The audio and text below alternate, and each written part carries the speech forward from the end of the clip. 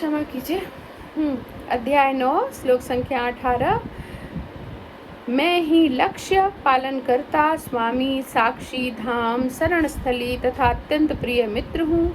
मैं सृष्टि तथा प्रलय सबका आधार, आश्रय तथा अविनाशी बीज हूँ। तात्पर्य: गति का अर्थ है गंतव्य या लक्ष्य, जहाँ हम जाना चाहते हैं, लेकिन चरम लक्ष्य तो कृष्ण है, यद्यपि लोग इसे नहीं जानते।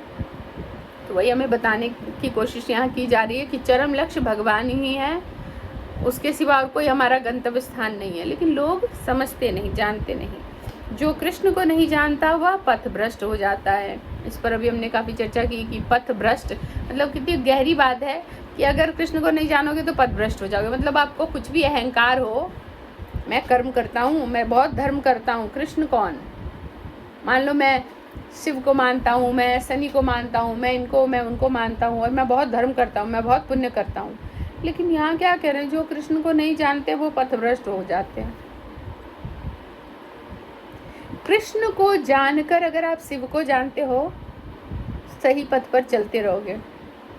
और कृष्ण को जाने बिना हम शिव को जानते हैं तो हम क्या करते हैं? सब नशे में, है ना। ज़्यादातर लोग जो शिव को मानने वाले ना, वो बड़े लाउड हो जाते हैं। वॉल्यूम, एंगर, क्रोध, अच्छे होते हैं, दिल के अच्छे होते हैं, कई बार दिल के बड़े अच्छे होते हैं, लेकिन नशा वशा भी करने लगते हैं बहुत सारे लोग। कुछ लोग चलो नशा में नहीं पड़ते तो वो बहुत क्रोध उनमें समा जाता है, तो क्योंकि वो सही तरह से शिव को जान ही नहीं रहे, आधा अधूरा जान रहे हैं। तो कृष्ण को जानने वाले पथभ्रष्ट नहीं होते। तो अब कृष्ण को जान लिया, फिर आप किसी को भी जानो, तत्वतः जान पाओगे। चाहे हम शिव के भक्त, सबसे ज़्यादा शिव के भक्त ही कृष्ण भक्त बनते हैं। और शिव स्वयं कहते हैं ना कि हे प्रभु, आपके भक्त जितना मुझे जानते हैं, मानते हैं, उतना तो मेरे अपने भक्त नहीं समझते मुझे, क्योंकि वो समझते नहीं। कृष्ण भक्त हैं तो कृष्ण पढ़ा रहे हैं शास्त्रों को कि कौन है शिव। खाली बस भोले बाबा तुम बड़े भोले हो, तुम दे दो दान, ये थोड़ी होता है शिव। शिव का अलग अपना अस्तित्व है, पहचानो कौन है शिव। तो शिव, और कहते हैं ना, ये हमने पहले भी चर्चा की है कि कृष्ण और शिव में फर्क कितना है, दूध और दही के जितना। कृष्ण कौन है? दूध है अगर, तो शिव दही है, बस इतना ही फर्क है। इसमें अब समझे कैसे इसको कि एक दही कभी भी दूध नहीं बन सकती दोबारा, लेकिन एक दूध हमेशा दही बन सकता है। तो इतना ही कृष्ण और शिव में फर्क है। ऐसे अनेक लोग हैं जो देवताओं को ही अपना लक्ष्य बनाते हैं और तदनुसार कठोर नियमों का पालन करते हुए चंद्रलोक, सूर्यलोक, इंद्रलोक, महरलोक जैसे विभिन्न लोकों को प्राप्त होते हैं। क्या कह रहे हैं यहाँ पर कि ऐसे अनेक लोग हैं जो देवताओं को ही अपना लक्ष्य बनाते हैं और तदनुसार कठोर नियमों का पालन करते हुए चंद्रलोक, सूर्यलोक, इंद्रलोक, महरलोक जैसे विभिन्न लोकों को प्राप्त होते हैं। इसका पता है कारण, मेन कारण क्या है देवताओं को लक्ष्य बनाना? पहली बात तो वो सबको एक बराबर समझते हैं, कृष्ण को भी, देवताओं को भी। या कुछ लोग कृष्ण को मात्र एक चमत्कारिक बालक मान लेते हैं या बराबर समझते हैं। तो जब बराबर समझते हैं तो उनका ये क्राइटेरिया है कि कृष्ण तो भोगी पुरुष हैं, कामी पुरुष हैं, तो देवताओं के लिए जो हमारे मन में बैठा है तो हम इसीलिए देवताओं की तरफ जाते हैं। लेकिन तत्वतः कृष्ण को जान ही नहीं कोई पाता, क्योंकि माया देवी ने ढक रखा है, कवर कर रखा है कि इन सबको तो सज़ा मिलनी चाहिए और सारे सब कृष्ण तक ही पहुंच जाएंगे, सज़ा तो किसी को मिलेगी नहीं, है ना। तो कैसे काम चलेगा?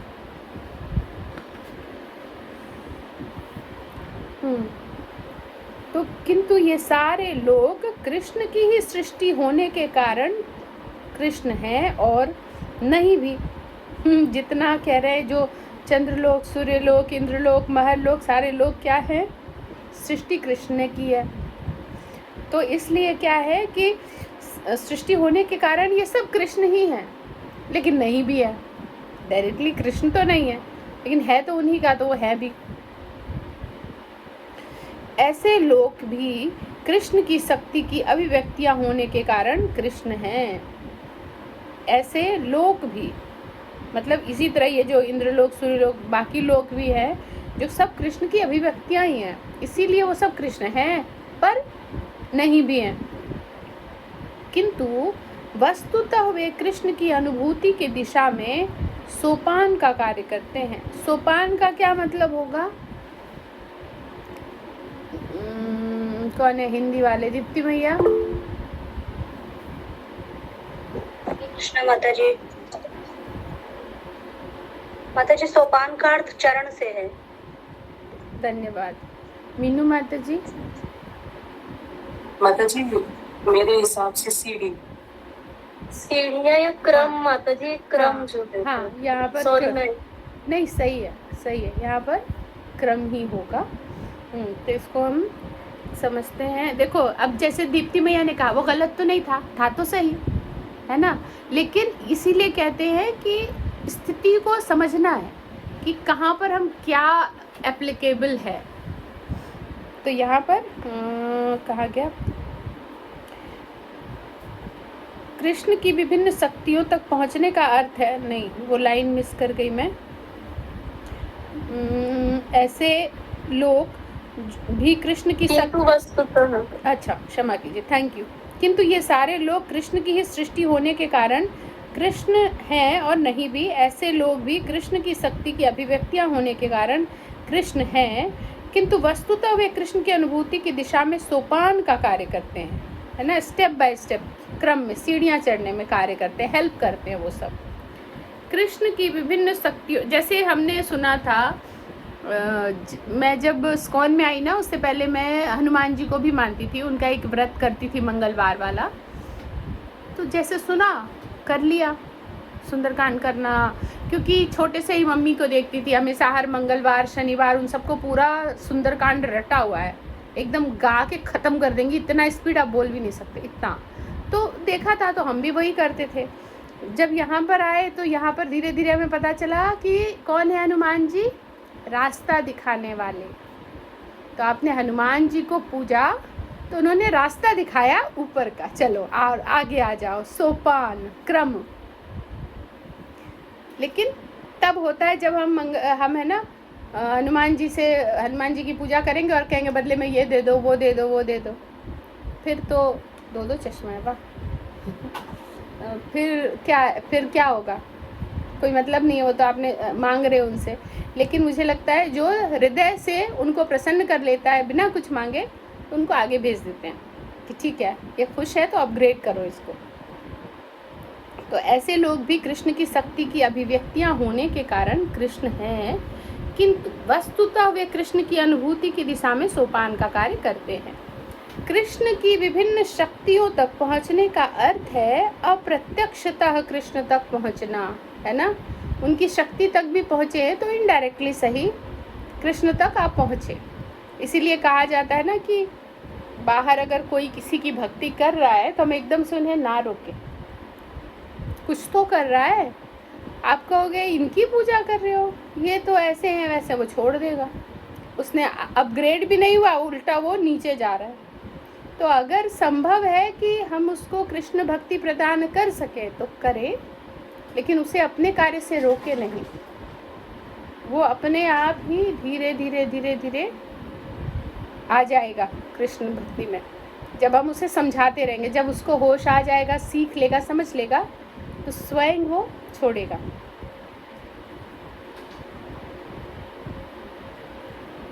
अतः मनुष्य को चाहिए कि कृष्ण तक सीधे पहुँचे।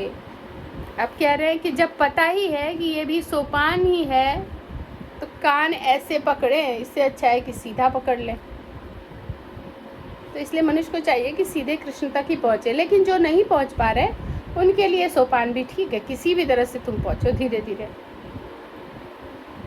जब हमें पता है कि डायरेक्ट गुड़गांव से नजफगढ़ के लिए हाईवे जाती है जो हमें आधे घंटे में पहुंचा देगी, तो हम घूम फिर कर कई रास्तों में, है ना, इधर उधर भटक कर इधर से उधर से तो जाने का मतलब नहीं है ना।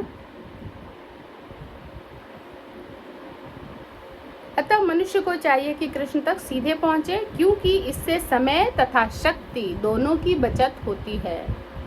और सबसे कीमती है समय, जो हमारे पास है नहीं, हम में से किसी के पास भी नहीं है, क्योंकि अगले क्षण का भी नहीं पता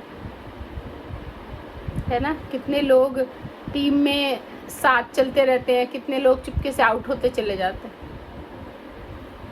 यही जीवन है। उदाहरणार्थ, यदि किसी ऊंची इमारत की चोटी तक एलिवेटर यानी लिफ्ट के द्वारा पहुंचने की सुविधा हो, तो फिर एक एक सीढ़ी करके ऊपर क्यों चढ़ा जाए। अब सोचो कि 40-50 माले की बिल्डिंग है और आपको सीढ़ियों से जाना है। क्या करोगे, है ना। 2 सीढ़ी चढ़ के हाफेंगे, वहाँ रुकेंगे, खाएंगे पिएंगे, थोड़ा सो ही जाएंगे, फिर दो, पता नहीं क्या, उतना किसी में रहेगा नहीं दम, पहले ही थक जाएंगे। यहाँ पैदल संभव नहीं है जी, वापस चले आएंगे। कुछ ही लोग ऐसे जिद्दी होते हैं। लेकिन लिफ्ट है तो हमें क्या करना है कि 5 फ्लोर है या 25 या 50, कोई मतलब नहीं है, कितना भी है, गए बस एक बटन दबाया, वहाँ 10 सेकंड की जगह 30 सेकंड 50 सेकंड रहना पड़ेगा। हाई फ्लोर वाली जो लिफ्ट होती है वो बहुत फास्ट भागती है। तो सब कुछ कृष्ण की शक्ति पर आश्रित है। तो जब लिफ्ट है तो लिफ्ट से ही जाएं। अतः कृष्ण की शरण लिए बिना किसी वस्तु का अस्तित्व नहीं हो सकता। कृष्ण परम शासक हैं, क्योंकि सब कुछ उन्हीं का है और उन्हीं की शक्ति पर आश्रित है। सब कुछ कृष्ण का ही है, ये हम जान चुके हैं। इतने लंबे, अभी 9 अध्याय पर पहुँचे हैं, तो पिछले के 8 अध्याय और 9 अध्याय के पिछले श्लोक तक ये तो हम क्लियर हो चुका है कि सब कुछ कृष्ण ही है, क्योंकि सब कुछ उन्हीं का है और उन्हीं की शक्ति पर आश्रित है। प्रत्येक, और उनकी शक्ति पर आश्रित होने के बाद भी जब कहीं फंस जाते हैं फिर से, तो फिर वही देवता फिर कृष्ण के पास ही जाते हैं, है ना। हम समुद्र मंथन में ही देखें, वो बुद्धि भी भगवान ने ही दी कि अच्छा तुम्हें ये दिक्कत हो रही है, चलो अब ये मंथन करो, ऐसा ऐसे होगा। ठीक है भगवान, आपने कहा मंथन करेंगे, यस, बड़े जोश से सब शुरू कर दिया मंथन करने के लिए। किससे करेंगे पर मंथन, समुद्र मथना है, कोई लकड़ी तो नहीं है, किससे करेंगे भगवान, मंथन किससे करेंगे। तो फिर भगवान ने कहा ठीक है, मैं अपना ही एक अवतार देता हूँ। फिर अच्छा ठीक है, पर ये रखना भी तो होगा, किसी के ऊपर घूमेगी कैसे, हमारे पास थोड़ी ना ऐसा कुछ है, आपने जो कुछ दिया अभी तो कुछ नहीं हो। अच्छा ठीक है, मेरा ही अवतार मैं रखता हूँ नीचे फिर ऊपर। अच्छा ठीक है, ये भी हो गया। अब रस्सी कहाँ से लाएंगे, ये पहाड़ को मथने के लिए कौन सी रस्सी मथी जाए। अच्छा ठीक है, मैं ही और एक अवतार लेता हूँ। करते मुझे हंसी आ रही थी जब मैं समुद्र मंथन पढ़ रही थी ना, तो कि हर चीज़ तो भगवान स्वयं ही बन गया, क्योंकि किसी के पास पावर ही नहीं था। लेकिन कितनी डेस्परेटली मदद करना चाहते हैं ना भगवान हमारी, कि ठीक है ये भी चाहिए, लो ये लो ये लो ये लो, हर चीज़ जहाँ। और बाकी की चीज़ भी, समुद्र किसने बनाया, उन्होंने खुद ने बनाया। समुद्र से जो कुछ भी निकलेगा वो किसने बनाया, उन्होंने खुद ने ही बनाया। सब कुछ तो उन्हीं का रूप है, वही है ना। और इतनी मेहनत से सब कुछ निकालने के बाद जब राक्षसों ने वो ले लिया फिर से अमृत, फिर गए भगवान, स्याप्पा हो गया। तो फिर भगवान फिर आ गए, अच्छा ठीक है मैं देखता हूँ। हर चीज तो वो खुद ही है। यस प्रीति माता जी। हरे कृष्ण माता जी, मतलब कि मेरे को भी ना ख्याल आ रहा था, रामायण देखते थे बचपन में, तो उसमें राम ने जब लंका जा रहे होते हैं तो वो समुद्र देव से ना प्रार्थना करते हैं कि रास्ता छोड़ दो, तो समुद्र देव शायद ना अहंकार वश उनको मना कर देते हैं, फिर वो फिर मान जाते हैं। फिर और इससे रिलेटेड ये भी कि जब रावण को भी मारना था तो वशिष्ठ गुरु के, अपने जो उनके विशिष्ट गुरु थे उनके पास जाते हैं और वो उनसे बोलते हैं आदित्य हृदय स्तोत्रम का पाठ करो, जो कि तुम्हारे सूर्यवंशी कुल के वो है देव। तो यहाँ पे भगवान स्वयं सूर्य देव की उपासना जब करते हैं तो यहाँ पे भगवान का उदार रूप दिखाता है और साथ ही उनका एक प्रोसेस दिखाता है कि हर कुछ वो सिस्टम से फॉलो करते थे। तो हम जब जी, जब हम सूर्यदेव को जल देते हैं तो एक ख्याल मन में ये आता है कि हम तो श्री हरे महामंत्र पढ़ रहे हैं, सूर्यदेव को जल देने की क्या आवश्यकता है, सब कुछ तो उसी में। फिर एक भाव ये आता है कि ये सूर्य भी तो उन्हीं की शक्ति है, तो कृष्ण को ही समझ के सूर्यदेव का जल देते हैं। तो क्या ये मैं सही समझ रही हूँ माता जी? इसमें दीप्ति भैया क्या समझा आपने, थोड़ा बताओगे? आपको क्या आंसर इसका होना चाहिए? हरे कृष्णा माता जी, धन्यवाद। प्रीति माता जी, मैंने भी माता जी से ऑडियो मैसेज के थ्रू ये इस प्रश्न का उत्तर पूछा था और माता जी ने बहुत ही कृष्णा कॉन्शियस वे बताया। माता जी ने बताया कि कोई बात नहीं, आप सूर्यदेव को जल दीजिए, लेकिन इस भाव से दीजिए कि हे सूर्यदेव, आप मुझे स्वस्थ मन और स्वस्थ शरीर प्रदान करें, जिससे मैं भगवान श्री कृष्ण की अच्छे से सेवा कर सकूं और वो जो कुछ मुझसे कहना चाहते हैं मैं उन्हें उस बात को समझ सकूं। इस भाव से कीजिए, आप उन्हें इस भाव से जल चढ़ाएं, उनसे स्वस्थ शरीर और स्वस्थ तन मन मांगिए, क्योंकि वो स्वस्थता के प्रतीक है। हरे कृष्णा माता जी, अगर कुछ रह गया तो माता जी आप समझाएं। हरि बोल। धन्यवाद। पर इसमें ये नहीं मैं कह रही कि बाकी जो अभी नहीं भी करते हैं वो सब भी करने लगे, हालांकि ये गलत नहीं है, ठीक है, लेकिन चूंकि हमें हमारे गुरुओं ने अभी हमारी स्थिति को देखते हुए इसको प्रमोट नहीं किया है तो हम नहीं करेंगे। लेकिन अगर कोई कर रहे हैं तो वो इस भाव से कर सकते हैं, कोई प्रॉब्लम नहीं है, ठीक है। मैं रोज़ सुबह सूर्य नमस्कार तो कराती हूँ, कृष्ण नमस्कार तो नहीं कराती। क्यों? क्योंकि भगवान ने ये सेवा सूर्यदेव को दे रखी है कि आप सबको बलिष्ठ और बलवान बनाइए, है ना, ताकि यहाँ रहे। और इसमें भी देखो, अपने कर्म के हिसाब से हम कहते हैं ना, हमें अपने कर्मों का ही जो भी हमने किया है आगे पीछे वही मिलता है, ठीक। तो अब कर्म देखो, कुछ लोग सुबह सो रहे हैं, आलसी है, उनसे योग नहीं होगा, प्राणायाम नहीं होगा, कुछ लोगों से स्नान नहीं होता, कुछ लोग जल्दी नहीं उठ पाते, कुछ लोग खेलना धूपना बंद कर देते हैं, कुछ लोग प्लेन फ्रेश खाना नहीं खा सकते, उनको हमेशा पिज़्ज़ा बर्गर ये वो चाहिए, कुछ लोग सात्विक आहार नहीं ले सकते, शराब मदिरा ये कर सकते हैं, कुछ लोग सन्यासी का भी जीवन जीते हैं, कुछ लोग शादीशुदा होते हुए भी वो सन्यासी का जीवन जी रहे हैं क्योंकि सिर्फ पत्नी के साथ, पर कुछ लोगों को किसी के साथ भी रमण कर रहे हैं, है ना। तो ये यहीं पर और उसको वैसा वैसा फल मिलता है, हर एक को उसके हिसाब से फल मिलता है। जब हम योग प्राणायाम को बहुत समय देते हैं हमें स्वस्थ शरीर मिलता है ना। ऐसे ही हम जब और एक स्टेप करके हम हर एक चीज़ को जितना समय देंगे वो मिलेगा। अब भक्त क्या करते हैं, वो सारा समय बचाकर सिर्फ भगवान को देते हैं कि उसमें हमें सब कुछ मिल जाएगा, जड़ में पानी डाल देते हैं कि उसी से हमें सब कुछ मिल जाएगा। क्योंकि अगर हम कृष्ण को भजेंगे तो सबसे पहले हमारा जो मस्तिष्क है वो स्वस्थ रहेगा, और मस्तिष्क स्वस्थ रहेगा, हर एक चीज़, फिर ऊर्जा नई रहेगी, है ना। कि सुबह उठना एक जोश रहता है कि अभी ये महीना है तो अभी सुबह उठा जाए, किया जाए। मैं भैया मुझे कह रहे थे तुम्हारे कृष्णा तो ऐसे तुम्हें तो धक्का मारते हैं, उठ जा, सोने नहीं देते तुम्हें, 2 बजे सो तभी भी उठ जाओ। मैंने कहा वो कुछ नहीं करते, वो मारते वारते कुछ नहीं है, लेकिन इतना जोश रहता है अंदर में, करना है, क्योंकि हम जानते हैं इसको करने से ही यही रास्ता है कि हम इससे बच सकें। लेकिन बाकी लोगों को ये भी नहीं पता कि यहाँ से हमें बचना है। क्यों बचना है? आनंद तो आ रहा है, कितना अच्छा अपना घर है, बच्चे हैं, पैसे हैं, है ना, कितनी अच्छी पत्नी है। कहते हैं आजकल के टाइम में पत्नी ऐसी होती है, देखो तो मेरी तो पत्नी भी बहुत अच्छी है ना, सब कुछ अच्छा है। तो ये लोग ऐसा समझ रहे हैं, उनको उसमें लिपटी हुई जो दुख की चादर है, और चलो कुछ भी दुख, हालांकि सबके जीवन में दुख है, चलो कुछ भी दुख नहीं है, जन्म मृत्यु जरा व्याधि तो है ना, वो उनको नहीं दिख पा रहा। ये एक बार कंप्लीट कर लेते हैं, फिर प्रश्न ले ले, ठीक है।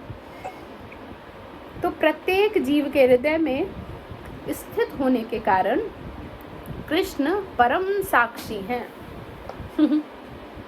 ये लाइन भी हम समझ लेना कि कृष्ण ही परम साक्षी हैं। हमारे मुंह से कभी अवाच्य नहीं निकलेगा, है ना। परम साक्षी अगर भगवान है तो मुझसे अवाच्य निकलेगा। मैं जो बोल रही हूँ कोई नहीं सुन रहा, मैं किसी एक पे गुस्सा उतार रही हूँ या मैं अकेले में बोल रही हूँ, हृदय में ही भगवान बैठे, सब सुन रहे। छी छी छी, इतना सुंदर चेहरा, इतना सुंदर, मैं कैसे, किस तरह की बातें सोच रहा है ये हृदय, कैसे बोल रहा है। अगर हम सोचने लगे तो मुख से कुछ निकले ही ना। सामने वाला ऐसे गला काट रहा होगा और हम देख रहे होंगे, भगवान नहीं कुछ बोलूँगी, भगवान सुन रहे हैं। ये हालत हो जाएगी हमारी, है ना। और मीठा बोलना तो भक्तों का एक गुण है ही, और ये गुण इतना अच्छा है ना, आप किसी का भी हृदय बड़े आसानी से लूट सकते हो, क्योंकि पूरे संसार में सब के सब दुखी हैं, जले हुए हैं, ताप में जल रहे हैं, है ना। किसी को कुछ, किसी के सब खाली है, किसी के पास कुछ है नहीं। आप थोड़ा सा मीठा बोलोगे, उनको चंदन के लेप की तरह लगेगा, लेकिन हृदय से। चापलूसी वाला भी समझ में आता है ना। अब मुझे कहे वाह आप कितने गोरे हो, आप तो एकदम फॉरेनर लग रहे हो, समझ में आ जाएगा कौन सी वाली चापलूसी चल रही है, जो है उसमें, है ना, कि उसमें समझ में आता। अब कोई एकदम से ऐसा बोले तो वो उल्टा ही लगेगा, हंसी आया और क्रोध आएगा कि ये क्या कर रहे, बेइज्जती कर रहे हैं या इज्जत रख रहे हैं, पता ही नहीं। तो यहाँ पर हमें समझना है। जैसे मैं बोलती थी ना, मेरी एक आंटी है, कज़न है वो, लेकिन वेरी ब्यूटीफुल ऑल्सो, और वो अब भागवत कथा करती हैं अब तो बहुत, मतलब, और हम छोटे थे तभी से वो, तब भागवत कथा तो नहीं करती थी, घर में पढ़ती थी रामायण, लेकिन उनकी वाणी इतनी मीठी थी ना, हम मम्मी को बोलते थे उनके घर मत ले जाओ, कभी हमको कहेंगी ना बाबू अपना गला काट के दोगे तो हम दे देंगे, देख लेना। हम मतलब इस तरह से आपस में बातें करते। वो such a nice lady, such a nice lady. अभी भी कभी सालों बाद भी मिलते तो इतना भर भर के प्रेम करती है वो, तो बहुत ब्यूटीफुल भी है। तो वही है कि कथा, अब भागवत का आनंद मिल गया उनकी जिह्वा को, तो भागवत कथा करती है, लेकिन हाँ पेमेंट वाले इस्कॉन से कनेक्टेड नहीं है, पर जो भी है इन सबका फिर से अपने आप वो साइकिल में आ जाएंगी, और नेक्स्ट बर्थ वो आ जाएंगी, क्योंकि जिह्वा को स्वाद तो लग गया भागवत कथा का ना।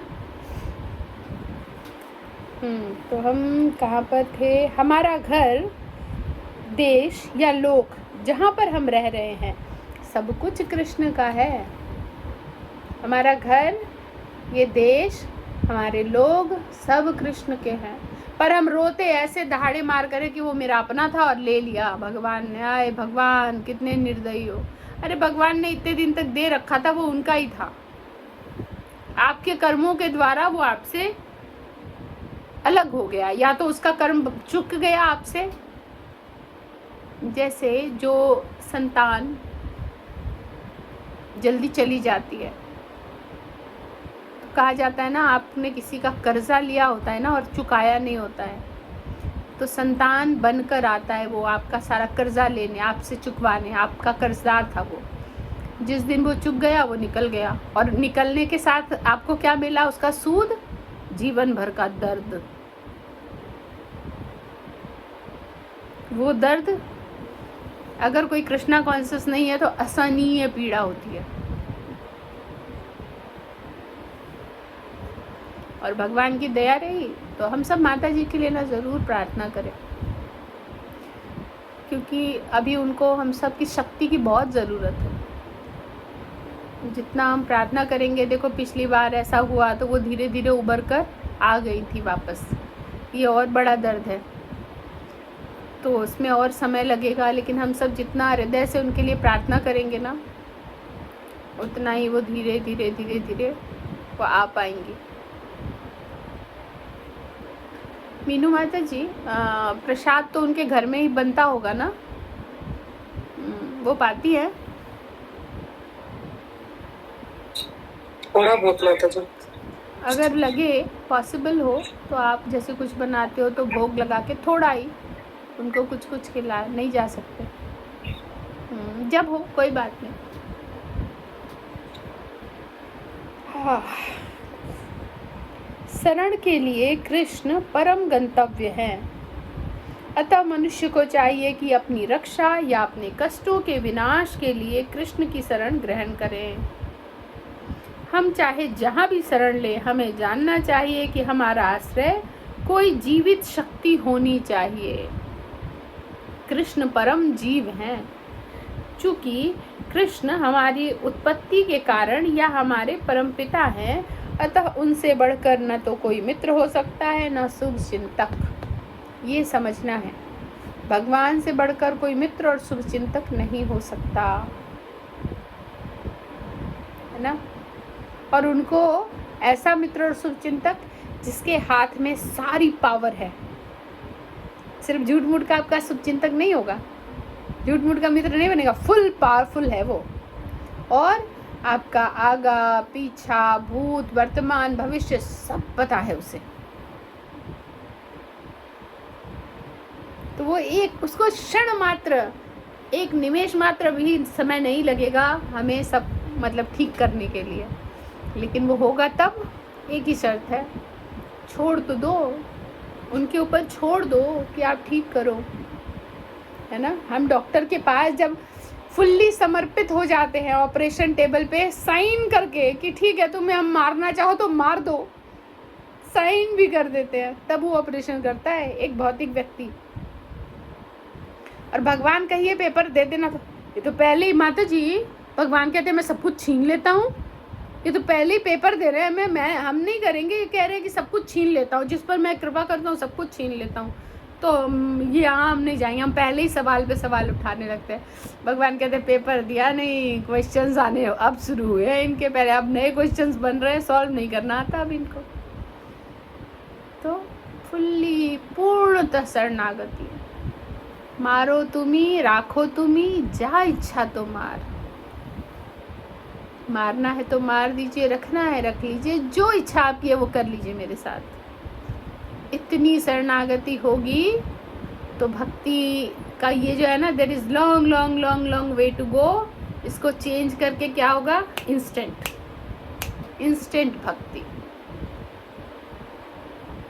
तो अगर चतुर लोग हर कार्य को इंस्टेंट करने में बिलीव रखते हैं और कर भी लेते हैं, तो आप सब चतुर हो, क्योंकि जय कृष्ण वजह से ही बड़ो चतुर।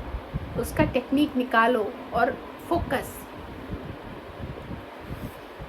क्या कह रहे हैं, अतः उनसे बढ़कर ना कोई मित्र हो सकता है ना शुभचिंतक। कृष्ण सृष्टि के आदि उद्गम और प्रलय के पश्चात परम विश्राम स्थल है। आदि उद्गम और प्रलय, इसके बाद परम विश्राम स्थल है। तो कौन है, कृष्ण। जैसे पूरे दिन की झंझावत थकान, बाहर जो जाते हैं इस धूप, चिलचिलाती धूप में, इधर से गाड़ियों का शोर, उधर से गाड़ियों का शोर, किसी तरह ऑफिस पहुंचे लेट हो, या उधर से बॉस का शोर, उधर से आपके टेबल पे इतनी सारी फाइलें आ गई, उसको करते रहो, मतलब एकदम लगता है पक गए। फिर उतनी गर्मी में, उतनी भीड़ में, आधे घंटे की जर्नी भी 2 घंटे में पूरी करके कैसे भी घर पहुंचते, लेकिन जैसे ही घर पहुंचते हैं बैग ऐसे फेंका और धम, रिलैक्स। विश्राम स्थल, ये भौतिक विश्राम स्थल की बात है।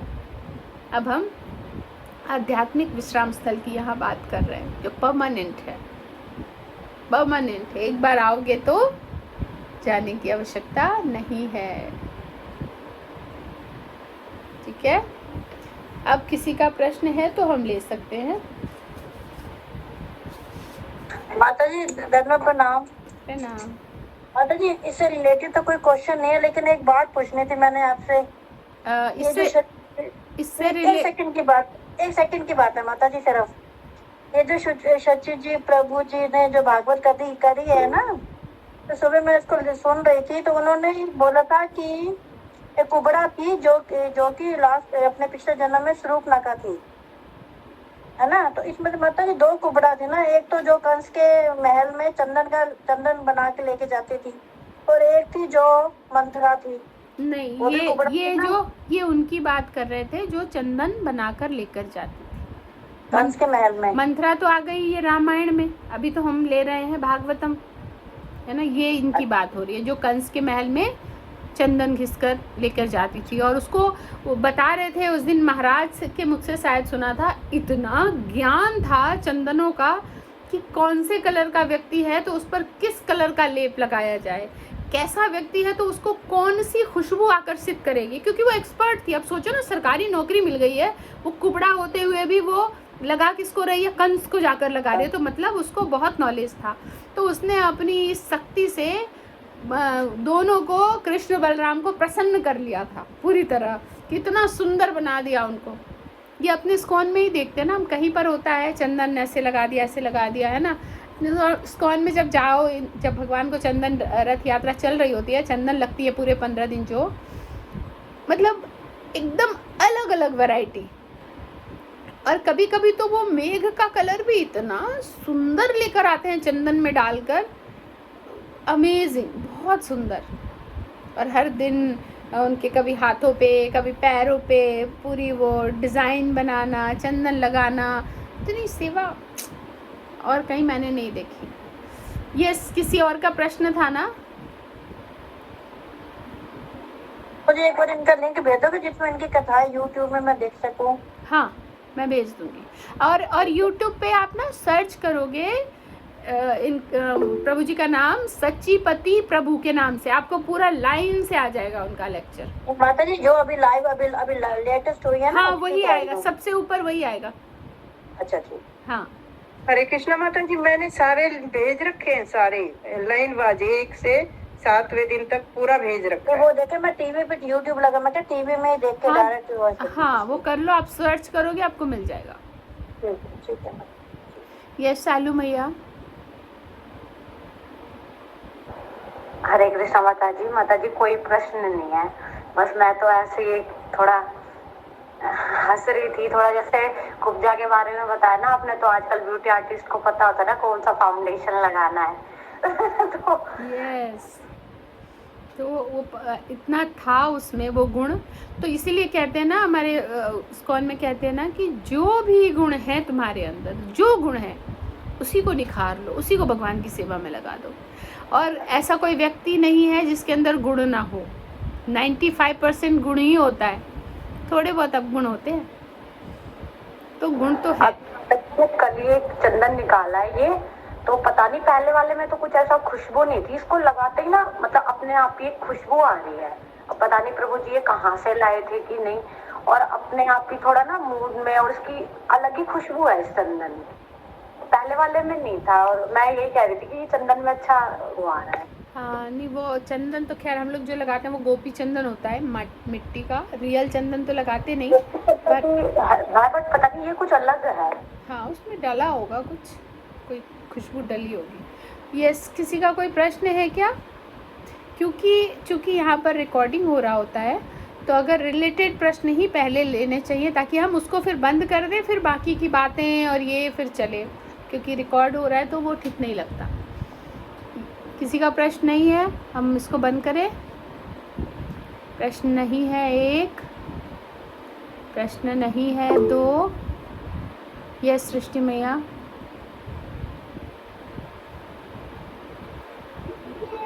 हरे कृष्ण माता जी, एक प्रश्न माता जी, लेकिन एक चीज कहनी थी माता जी, थोड़ा बीच में डिस्कशन आज थोड़ा ज्यादा हो गया था, मैं कहने वाली थी क्योंकि रिकॉर्डिंग लंबा हो गया है, इसी वजह से मुझे डर भी लग रहा था कि मेरा कहीं कटी ना हो जाए। हाँ। मेरा भी वो नहीं हो जाता है। हाँ। इस चीज में तो ध्यान रखेंगे माता जी। एक प्रश्न है मेरा, जैसे हर श्लोक में यही बताया जा रहा है कि सब कुछ कृष्ण ही है, इसमें भी यही बताया गया, पिछले वाले में भी यही बताया गया कि सामने तेजुर्वेद और माता पिता हर किसी के रूप में, हर किसी के रूप में भगवान ही है, और यही सत्य भी है कि भगवान ही है। मतलब सामने से अगर कोई गलत व्यवहार करता है या अच्छा ना जो भी है, तो मतलब ये मानना चाहिए कि ये भगवान ही कर रहे हैं हमारे सामने से, है ना? हाँ, मैंने ना कल मेरे पापा जी से मेरी बात हुई, अब वो तो कृष्णा कॉन्शियस नहीं है ना, वो इस्कॉन में कनेक्टेड हैं, फिर भी कुछ बात चल रही थी, तो पापा जी ने कहा सब भोग है, सब अपने कर्म किए हुए वो भोग ही तो है, हम भोग रहे हैं। और अगर ये फिर मेरे मन में आया, फिर मैंने कहा हाँ, और अगर हम इस भोग से बच जाएं, हम भाग जाएं, नहीं मान लो कि सृष्टि मैया नहीं, कोई भी हम नेगेटिव क्यों बोले किसी, कोई भी अगर व्यक्ति है जिसके साथ मेरा नहीं बन रहा, लड़ाई हो रही है, परेशान हो रही हूँ, बता दीजिए माता जी, कोई बात नहीं, मेरा नाम लेके बता दीजिए। वही, पर मैंने सोचा क्यों नेगेटिव बोलूँ, तो जैसे किसी के साथ लड़ाई हो रही है तो वो नेगेटिव हो गया ना, उसके साथ हम लड़ रहे हैं, तो हम क्या करेंगे, वहाँ से भाग जाएंगे, ना रहेगा बांस ना बजेगी बांसुरी, है ना। उस व्यक्ति से हमने दूरी बना ली, लेकिन भोग आपका ख़त्म नहीं हुआ, कहीं और से भोग मिलेगा। एक वो था ना पुराना गाना, कौन सा, ये ना होता तो कोई दूसरा गम हो जाता, दिल तो वो है जिसे हर हाल में बस रोना था, कुछ था इस तरह का भजन, वो था, भजन बोल रही हूँ, कुछ गज़ल था कुछ। तो ये है, हमें मिलना ही है, ये सब हमारे प्रारब्ध हैं, हमें मिलके ही रहेंगे। तो जब हम समझ गए हैं तो जीवन में जो भी दुख आ रहा है, कुछ भी आ रहा है, उसको हम एक्सेप्ट कर लें। सबसे अच्छा तरीका उससे ऊपर उठने का यही है, एक्सेप्ट करें और सीखें, आगे बढ़े। ये तो होगा, हमने कुछ ऐसा किया होगा, अच्छा है हमारे प्रारब्ध कट रहे हैं, अच्छा है जल्दी जल्दी नेगेटिविटी हट रही है, भगवान तो थोड़ा हृदय और नरम बनेगा, आपके लायक बनेगा, क्योंकि भगवान है ना, हृदय को कैसा बनाना चाहते हैं पता है, मक्खन की तरह। और सच्चिपति प्रभु कहते हैं मक्खन भी ऐसा कि वो जब उसमें हाथ डाले तो ईजिली अंदर चला जाए, कहीं रुके ना, इतना नरम मक्खन, उतने नरम। और अभी हमारा हृदय कैसा है, पत्थर की तरह, भेदता ही नहीं। कोई हमें प्रेम करता, प्रेम क्यों कर रहा है, कुछ है इसके मन में, वो भेदता ही नहीं, कोई अंदर जा ही नहीं पाता, हम पाषाण बने बैठे होते हैं। हमारा हृदय ही ऐसा हो गया है, पत्थर सा। और चाहिए कैसे, मक्खन से भी नरम, एकदम ताज़े मक्खन के जैसे।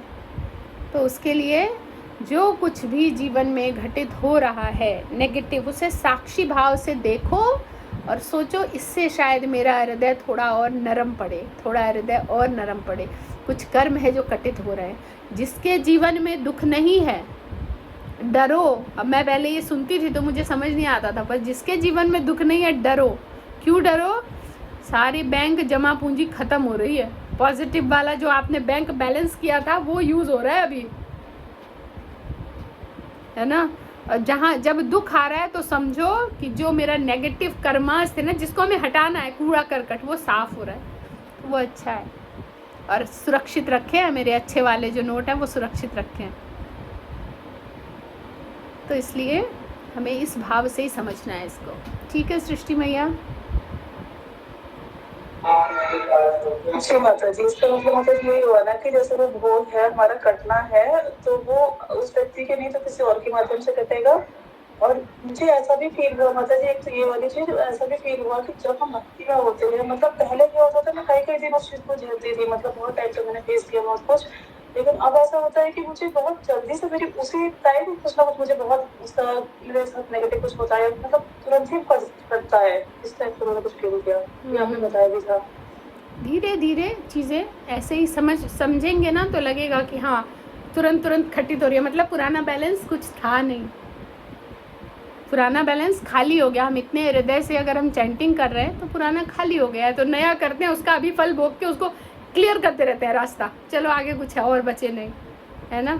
अगर हमने किसी के लिए अपराध किया और बदले में हमें कुछ सज़ा नहीं मिली तो डरो कि कहाँ चली गई, अभी इतनी लंबी क्यों है, क्या अपराध, तो कुछ मैंने गड़बड़ कर दिया, मुझे कुछ हुआ नहीं कैसे, तो यानी क्यों बहुत लंबी है, कहीं पीछे जाके अटक गई है तो तुरंत क्या हुआ, तुरंत मिल रहा है तो समझो हाँ पीछे का क्यों खाली है अच्छा है, नेगेटिव खाली हो रखा है, ये अभी का भी मिल गया। लेकिन भक्त जो है वो बहुत सोच समझ कर, किसी को जानबूझकर तो कभी किसी को दुख पहुंचाते ही नहीं, कभी भी नहीं। ठीक है, संगीता मैया आपका भी हैंड रेज है। माता जी हरे कृष्णा, प्रणाम माता जी। सुधा माता जी का एनिवर्सरी, मैंने मैसेज तो नहीं डाला था, बस उनकी हेल्थ भी ठीक नहीं है, थोड़ी सी गड़बड़, 15 दिन से थोड़ा सब लोग मिलके प्रिपेयर कर ले। ठीक है, तो बाकी सबका प्रश्न क्या जरूरी है या हम टाल सकते हैं? अगर किसी का जरूरी है तो ले लेंगे, नहीं तो टाल दीजिए, क्योंकि 2:01 हो गया है।